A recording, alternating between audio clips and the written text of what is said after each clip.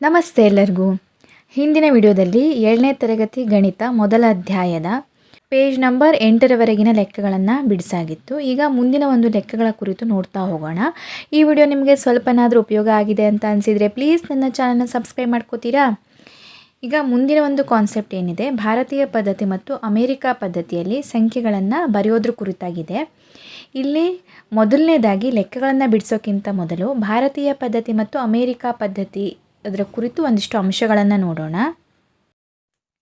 ಭಾರತೀಯ ಪದ್ಧತಿಯಲ್ಲಿ ಈ ಒಂದು ಸ್ಥಾನ ಬೆಲೆ ಕೋಷ್ಟಕ ನೋಡಿ, ಬಿಡಿ 10, 100, 1000, 10,000, ಲಕ್ಷ 10 ಲಕ್ಷ, ಕೋಟಿ 10 ಕೋಟಿ ಈ ರೀತಿಯಾಗಿ ಬರುತ್ತೆ. ಅದೇ ಅಮೇರಿಕಾ ಪದ್ಧತಿಯಲ್ಲಿ ಬಿಡಿ 10, 100, 1000, 10,000, 100,000, ಮಿಲಿಯನ್ 10 ಮಿಲಿಯನ್, 100 ಮಿಲಿಯನ್ ಈ ರೀತಿಯಾಗಿ ಬರುತ್ತೆ. ಈಗ ಒಂದು ಸಂಖ್ಯೆ ಇದೆ, ಉದಾಹರಣೆ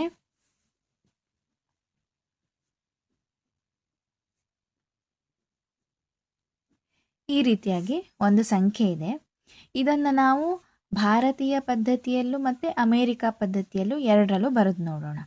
ಮೊದಲನೇದಾಗಿ ಬಿಡಿ ಸ್ಥಾನದಲ್ಲಿ 9, 8, 7, 6, 5, 4, 3, 2 ಈ ರೀತಿಯಾಗಿ ಬರ್ಕೊಳ್ಳೋಣ.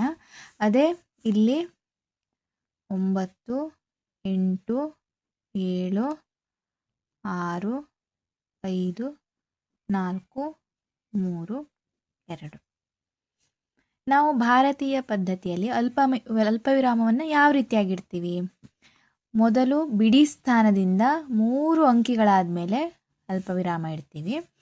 ಆಮೇಲೆ ಪ್ರತಿ 2 ಅಂಕಿಗಳಾದ ಮೇಲೆ ಅಲ್ಪ ವಿರಾಮವನ್ನು ಇಡ್ತಾ ಹೋಗ್ತೀವಿ. ಇನ್ನೊಂದು ಸರ್ತಿ ಹೇಳೋದಿದ್ರೆ, ಒಂದು ಸಂಖ್ಯೆ ಕೊಟ್ಟಿದ್ದಾರೆ, ಅದಕ್ಕೆ ನಾವು ಭಾರತೀಯ ಪದ್ಧತಿಯಲ್ಲಿ ಅಲ್ಪ ವಿರಾಮವನ್ನು ಇಡಬೇಕು. ಇಲ್ಲಿ ನಾವು ಬಿಡಿ ಸ್ಥಾನದಿಂದ ಅಂಕಿಗಳನ್ನು ಲೆಕ್ಕ ಮಾಡಬೇಕು. ಬಿಡಿ ಸ್ಥಾನದಿಂದ ಮೊದಲು 3 ಅಂಕಿಗಳಾದಮೇಲೆ ಫಸ್ಟ್ ಅಲ್ಪ ವಿರಾಮ ಇಡಬೇಕು. ಆಮೇಲೆ ಪ್ರತಿ 2 ಅಂಕಿಗಳಾದಂಗೆ ಅಲ್ಪ ವಿರಾಮ ಇಡ್ತಾ ಹೋಗಬೇಕು. ಅದೇ ಅಮೇರಿಕಾ ಪದ್ಧತಿಯಲ್ಲಿ ಮೊದಲು ಬಿಡಿ ಸ್ಥಾನದಿಂದ 3 ಅಂಕಿಗಳಾದಮೇಲೆ ಅಲ್ಪ ವಿರಾಮ, ಆಮೇಲೆ ಮತ್ತೆ 3 ಅಂಕಿಗಳಾದಮೇಲೆ ಅಲ್ಪ ವಿರಾಮ. ಈ ರೀತಿಯಾಗಿ ಅಮೇರಿಕಾ ಪದ್ಧತಿಯಲ್ಲಿ ಬಿಡಿ ಸ್ಥಾನದಿಂದ ಪ್ರತಿ 3 ಅಂಕಿಗಳಾದಮೇಲೆ ಅಲ್ಪ ವಿರಾಮ ಇಡ್ತಾ ಹೋಗಬೇಕು. ಇಲ್ಲಿ ಇದೇ ಥರ ಗುಂಪು, ಈ 3 ಅಂಕಿಗಳು 1ರ ಗುಂಪು, ಇವೆರಡು 1000ದ ಗುಂಪು, ಇದು ಲಕ್ಷದ ಗುಂಪು, ಇದು ಕೋಟಿ ಗುಂಪು. ಅದೇ ರೀತಿಯಾಗಿ ಇಲ್ಲಿ ಇದು 1ರ ಗುಂಪು, ಈ 3 ಅಂಕಿಗಳು 1000ದ ಗುಂಪು, ಇದು ಮಿಲಿಯನ್ ಗುಂಪಾಗಿರುತ್ತೆ. ಈಗ ನಮಗೆ ಭಾರತೀಯ ಪದ್ಧತಿಯಲ್ಲಿ ಸ್ಥಾನ ಬೆಲೆ ಕೋಷ್ಟಕ ಯಾವ ರೀತಿಯಾಗಿದೆ ಅಂತ ನೋಡ್ಕೊಂಡ್ವಿ. ಅದೇ ರೀತಿಯಾಗಿ ಅಮೇರಿಕಾ ಪದ್ಧತಿಯಲ್ಲಿ ನೋಡ್ಕೊಂಡ್ವಿ. ಭಾರತೀಯ ಪದ್ಧತಿಯಲ್ಲಿ ಯಾವ ರೀತಿ ಅಲ್ಪ ವಿರಾಮ ಹಾಕೋದು ಅಂತ ನೋಡ್ಕೊಂಡ್ವಿ. ಅದೇ ರೀತಿಯಾಗಿ ಅಮೇರಿಕಾ ಪದ್ಧತಿಯಲ್ಲಿ ಯಾವ ರೀತಿ ಅಲ್ಪ ವಿರಾಮ ಹಾಕೋದು ಅಂತ ನೋಡ್ಕೊಂಡ್ವಿ. ಈಗ ಈ ಸಂಖ್ಯೆಗಳನ್ನು ಓದೋದು ಹೆಂಗೆ? ಇಲ್ಲಿ ನೋಡಿ, ಈಗ ಇದು ಒಂದು ಗುಂಪು, ಕೋಟಿ ಗುಂಪು. ಈ ಕೋಟಿ ಗುಂಪಲ್ಲಿ ಯಾವ ಸಂಖ್ಯೆ ಇದೆ? 2 ಇದೆ, ಅಂದರೆ 2 ಕೋಟಿ. ಲಕ್ಷದ ಗುಂಪಲ್ಲಿ ಯಾವ ಸಂಖ್ಯೆ ಇದೆ? 34 ಇದೆ, 34 ಲಕ್ಷ. 1000 ಗುಂಪಲ್ಲಿ ಯಾರಿದ್ದಾರೆ? 56 ಇದೆ, 56,000. ಇದನ್ನು ಓದೋದಿದ್ರೆ 1ರ ಗುಂಪನ್ನು 789. ಹಾಗಿದ್ರೆ ಈ ಒಂದು ಸಂಖ್ಯೆಯನ್ನು ಭಾರತೀಯ ಪದ್ಧತಿಯಲ್ಲಿ ಓದೋದಾದರೆ 2 ಕೋಟಿ 34 ಲಕ್ಷದ 56,789 ಅಂತ ಆಯಿತು. ಈಗ ಅಮೇರಿಕಾ ಪದ್ಧತಿಯಲ್ಲಿ ನೋಡೋಣ. ಅಮೇರಿಕಾ ಪದ್ಧತಿಯಲ್ಲಿ ಪ್ರತಿ 3 ಅಂಕಿಗಳ ಒಂದು ಗುಂಪು ಅಂತ ಆಗೋದಿದ್ರೆ, ಈಗ ಮಿಲಿಯನ್ ಗುಂಪು, ಮಿಲಿಯನ್ನಲ್ಲಿ ಮಿಲಿಯನ್, 10 ಮಿಲಿಯನ್, 100 ಮಿಲಿಯನ್ ಅಂತ ಬರುತ್ತೆ. ನಮಗಿಲ್ಲಿ ಎಷ್ಟಿದೆ? ಮಿಲಿಯನ್ ಗುಂಪಲ್ಲಿ 23 ಇದೆ, 23 ಮಿಲಿಯನ್. 1000 ಗುಂಪಲ್ಲಿ ಯಾವುದಿದ್ದಾರೆ? 456 ಇದ್ದಾರೆ, 456,000. 1ರ ಗುಂಪಲ್ಲಿ 789. ಈ ಸಂಖ್ಯೆಯನ್ನು ಇಲ್ಲೂ 789 ಅಂತಲೇ ಓದೋದು, ಇಲ್ಲೂ 789 ಓದೋದು. ಈ ಒಂದು ಗುಂಪು ಯಾವುದೇ ಬದಲಾವಣೆ ಇಲ್ಲ. ಹಾಗಿದ್ರೆ ಈ ಒಂದು ಸಂಖ್ಯೆಯನ್ನು ಅಮೇರಿಕಾ ಪದ್ಧತಿಯಲ್ಲಿ ಓದೋದಿದ್ರೆ 456,789. ಈ ರೀತಿಯಾಗಿ ನಾವು ಭಾರತೀಯ ಪದ್ಧತಿ ಮತ್ತು ಅಮೇರಿಕಾ ಪದ್ಧತಿಯಲ್ಲಿ ಸಂಖ್ಯೆಗಳನ್ನು ಓದ್ತೀವಿ. ಈಗ ಪೇಜ್ ನಂಬರ್ 9ರಲ್ಲಿರುವಂತಹ ಒಂದೊಂದೇ ಲೆಕ್ಕಗಳನ್ನು ನೋಡ್ತಾ ಹೋಗೋಣ. ಮೊದಲನೇದಾಗಿ ನೋಡಿ, ಇಲ್ಲಿ 1,000 ಲಕ್ಷದಲ್ಲಿ ಎಷ್ಟು ಸೊನ್ನೆಗಳಿರುತ್ತವೆ? ಮೊದಲನೇದಾಗಿ 1,000 ಲಕ್ಷವನ್ನು ನಾವು ಈ ರೀತಿಯಾಗಿ ಬರ್ಕೊಂಡ್ರೆ ಇಲ್ಲಿ 8 ಸೊನ್ನೆಗಳಿರುತ್ತೆ. ನೆಕ್ಸ್ಟು 100,000ದಲ್ಲಿ ಎಷ್ಟು ಸೊನ್ನೆಗಳಿರುತ್ತವೆ? 100,000 ಅಂತ ಹೇಳಾದರೆ ಅದು 1,00,000. ಹಾಗಿದ್ರೆ ಇಲ್ಲಿ 5 ಸೊನ್ನೆಗಳಿರುತ್ತೆ. ಮುಂದಿನ ಒಂದು ಲೆಕ್ಕಗಳನ್ನು ನೋಡೋದಿದ್ರೆ ಇಲ್ಲಿ ಕೊಟ್ಟಿರುವಂತಹ ಕೆಳಗಡೆ ಇರುವಂತಹ ಸಂಖ್ಯೆಗಳನ್ನು ಭಾರತೀಯ ಮತ್ತು ಅಮೇರಿಕಾ ಪದ್ಧತಿಗಳಲ್ಲಿ ಬರೆಯಿರಿ ಅಂತ ಇದೆ. ಕ್ವೆಶ್ಚನ್ ನಂಬರ್ ಎ ನೋಡೋದಿದ್ರೆ ಅದನ್ನು ಭಾರತೀಯ ಪದ್ಧತಿಯಲ್ಲಿ ಬರೆದಾಗ 40,50,678. ಅಮೇರಿಕಾ ಪದ್ಧತಿಯಲ್ಲಿ 4,50,678. ನಾವು ಮುಂಚೆನೇ ನೋಡಿದಾಗೆ ಭಾರತೀಯ ಪದ್ಧತಿಯಲ್ಲಿ ಬಿಡಿ ಸ್ಥಾನದಿಂದ 3 ಅಂಕಿಗಳಾದಮೇಲೆ ಫಸ್ಟು ಅಲ್ಪವಿರಾಮ, ಆಮೇಲೆ ಪ್ರತಿ 2 ಸಂಖ್ಯೆಗಳಾದಮೇಲೆ, ಅಮೇರಿಕಾ ಪದ್ಧತಿಯಲ್ಲಿ ಬಿಡಿ ಸ್ಥಾನದಿಂದ ಪ್ರತಿ 3 ಸಂಖ್ಯೆಗಳಾದಮೇಲೆ ಅಲ್ಪವಿರಾಮವನ್ನು ಇಡ್ತಾ ಹೋಗಬೇಕು. ನೆಕ್ಸ್ಟು ಬಿ, ಭಾರತೀಯ ಪದ್ಧತಿಯಲ್ಲಿ ಅದನ್ನು ಓದಿದಾಗ 4,81,21,620. ಅಮೇರಿಕಾ ಪದ್ಧತಿಯಲ್ಲಿ 48,121,620. ಸಿ, 2,22,2. ಅಮೇರಿಕಾ ವ್ಯವಸ್ಥೆಯಲ್ಲಿ 20,22,2. ಡಿ, ಭಾರತೀಯ ವ್ಯವಸ್ಥೆಯಲ್ಲಿ 24,68,13,579. ಅಮೇರಿಕಾ ಪದ್ಧತಿಯಲ್ಲಿ 246,813,579. ಈ ಭಾರತೀಯ ಪದ್ಧತಿಯಲ್ಲಿ 34,50,05,43. ಅಮೇರಿಕಾ ಪದ್ಧತಿಯಲ್ಲಿ 345,543. F, 1 Arab 2,03,04,050.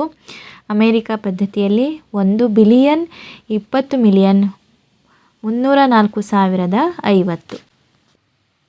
ಎರಡನೇ ಒಂದು ಪ್ರಶ್ನೆ, ಮುಂದಿನ ಸಂಖ್ಯೆಗಳನ್ನು ಭಾರತೀಯ ಸ್ಥಾನ ಬೆಲೆ ಕ್ರಮದಲ್ಲಿ ಬರೆಯಿರಿ. 1 ಕೋಟಿ, 1 ಲಕ್ಷ, 1,010 ಈ ರೀತಿಯಾಗಿ ಬರೆಯೋದು. ಅದೇ ರೀತಿಯಾಗಿ 1 ಬಿಲಿಯನ್, 1 ಮಿಲಿಯನ್, 1,001, 10 ಕೋಟಿ, 20 ಲಕ್ಷ, 30,040, 9 ಬಿಲಿಯನ್, 80 ಮಿಲಿಯನ್, 700,006. ಈ ರೀತಿಯಾಗಿ ಎರಡನೇ ಪ್ರಶ್ನೆಗೆ ಉತ್ತರವನ್ನು ಬರೆಯಿರಿ. ಮೂರನೇ ಒಂದು ಪ್ರಶ್ನೆ, ಹೋಲಿಸಿ ಬರೆಯೋದು. 30,000, 3 ಲಕ್ಷ.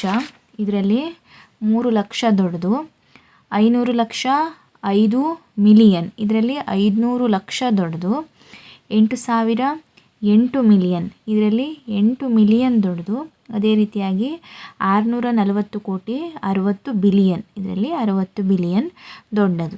ಭಾರತೀಯ ಪದ್ಧತಿ ಮತ್ತು ಅಮೇರಿಕಾ ಪದ್ಧತಿ ಆದಮೇಲೆ ಮುಂದಿನ ಒಂದು ಕಾನ್ಸೆಪ್ಟು ನಿಖರ ಮತ್ತು ಅಂದಾಜು ಬೆಲೆಗಳು ಅಂತ ಇದೆ.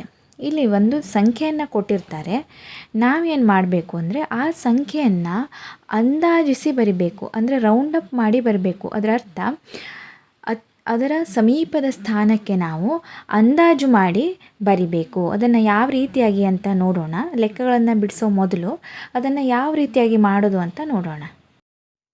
ಈಗ ಇಲ್ಲಿ ಒಂದು ಸಂಖ್ಯೆ ಇದೆ, 6,72,85,182. ಇದನ್ನು ನಾವಿವಾಗ ಸಮೀಪದ ಸ್ಥಾನಗಳಿಗೆ ಅಂದಾಜು ಮಾಡಿ ಬರಿಬೇಕು. ಮೊದಲನೇದಾಗಿ ಸಮೀಪದ 1000 ಸ್ಥಾನಕ್ಕೆ ಅಂದಾಜು ಮಾಡಿ ಬರಿಬೇಕು. ಈ ರೀತಿಯಾಗಿ ಅಂದಾಜು ಸಂಖ್ಯೆಯನ್ನು ಬರಿಬೇಕಿದ್ರೆ ಫಸ್ಟ್ ನಾವು ಯಾವ ಸ್ಥಾನದ ಸಮೀಪ ಅಂದಾಜು ಮಾಡಲಿಕ್ಕೆ ಹೊರಟಿದ್ದೇವೆ? 1000 ಸ್ಥಾನದ ಸಮೀಪ ಅಲ್ವಾ? ಇಲ್ಲಿ 1000 ಸ್ಥಾನದಲ್ಲಿ ಯಾವ ಅಂಕಿ ಇದೆ? ಬಿಡಿ, 10, 100, 1000. 1000 ಸ್ಥಾನದಲ್ಲಿ 5 ಇದೆ. ನಾವು ಈ ಒಂದು 1000 ಸ್ಥಾನದ ಸಮೀಪ ಅಂದಾಜು ಮಾಡೋಕ್ಕೆ ಹೊರಟಿದ್ದೀವಿ.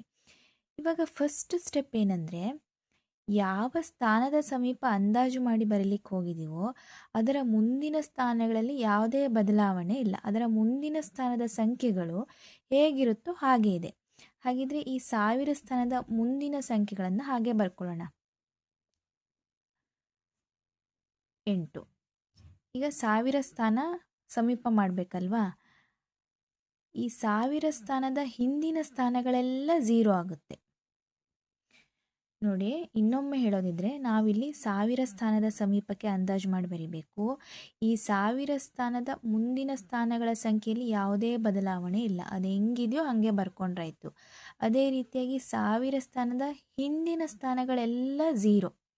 ಹಾಗಿದ್ರೆ ಈಗ 1000 ಸ್ಥಾನದಲ್ಲಿ ಇರೋ ಸಂಖ್ಯೆಯನ್ನು ಹಾಗೇ ಬರಿಬೇಕು ಅಥವಾ ಅದಕ್ಕೆ ಒಂದನ್ನು ಸೇರಿಸಿ ಬರಿಬೇಕು ಅನ್ನೋದು ಅದರ ಈ ಒಂದು ಹಿಂದಿನ ಸ್ಥಾನದ ಒಂದು ಅಂಕಿ ಮೇಲೆ ಡಿಪೆಂಡು.